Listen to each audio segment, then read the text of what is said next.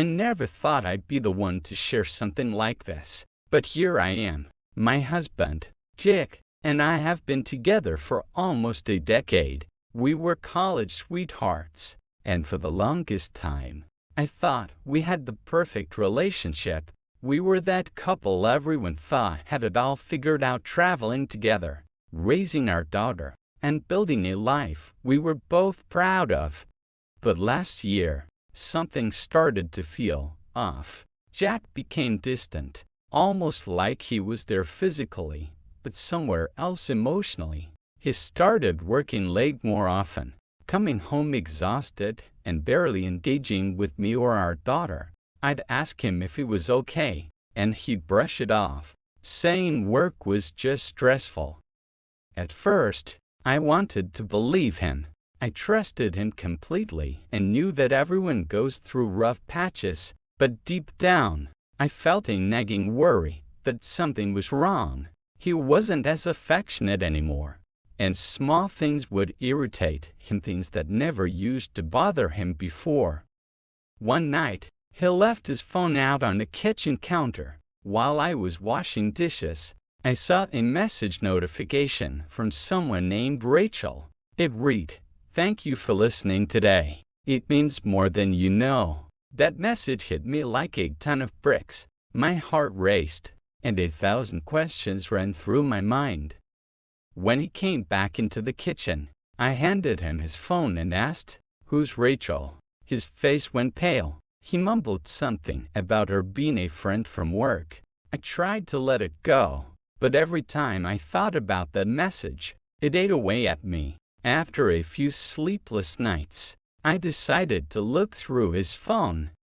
The texts weren't sexual or explicit, but the emotional connection was clear. They had been texting daily for months. They'd talk about their days, their stresses, their dreams. She knew things about his life that I hadn't heard from him in years. I read lines like, "You're the best part of my day," and my heart broke. When I confronted him, he didn't deny it. He said that he felt disconnected from me and that Rachel had been someone he could talk to. He admitted that he was lonely and lost, and that he turned to her for support because he didn't want to burden me. He swore nothing physical ever happened, but to me, the emotional betrayal felt just as painful. I left with our daughter and stayed at my sister's house for a few days, trying to process everything. I felt angry, hurt, and betrayed. How could he turn to someone else instead of coming to me? Jack called every day, begging me to come home and talk things through. He admitted he'd made a mistake, that he'd let his own insecurities and dissatisfaction drive him into an emotional affair. He promised he'd end all contact with Rachel and go to counseling. He was willing to do anything to save our marriage. After some time apart, I agreed to meet him for a conversation. We sat across from each other in our favorite park, the one where we used to spend long afternoons before life got so hectic. I could see the regret in his eyes, and for the first time, he opened up about things he'd never shared before. He told me about his fears, his insecurities, and how he'd felt like he was losing himself under the weight of work and family responsibilities. He admitted he was wrong to seek comfort from Rachel, but he felt he couldn't handle it alone anymore. We started couples therapy, and it wasn't easy. I had to work through my anger and pain, while I had to face the reality of the hurt he'd caused. But through therapy, I realized that I had my own part to play in our disconnect.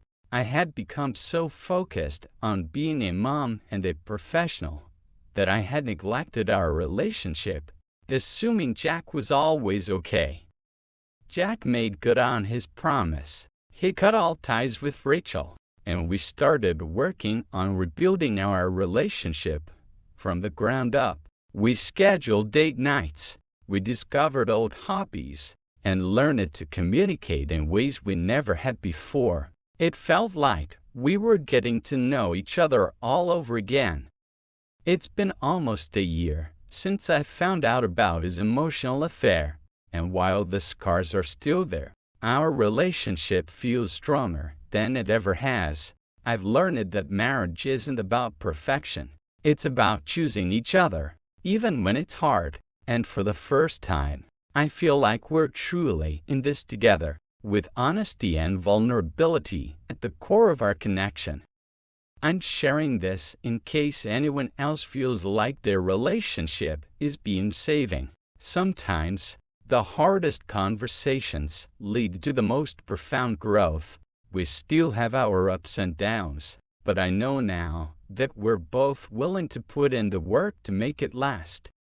This story includes the emotional drama of an affair and the journey of reconciliation, capturing the heartache, growth, and rediscovery that can come after a major breach of trust. Let me know if you'd like more ideas or an alternative plot.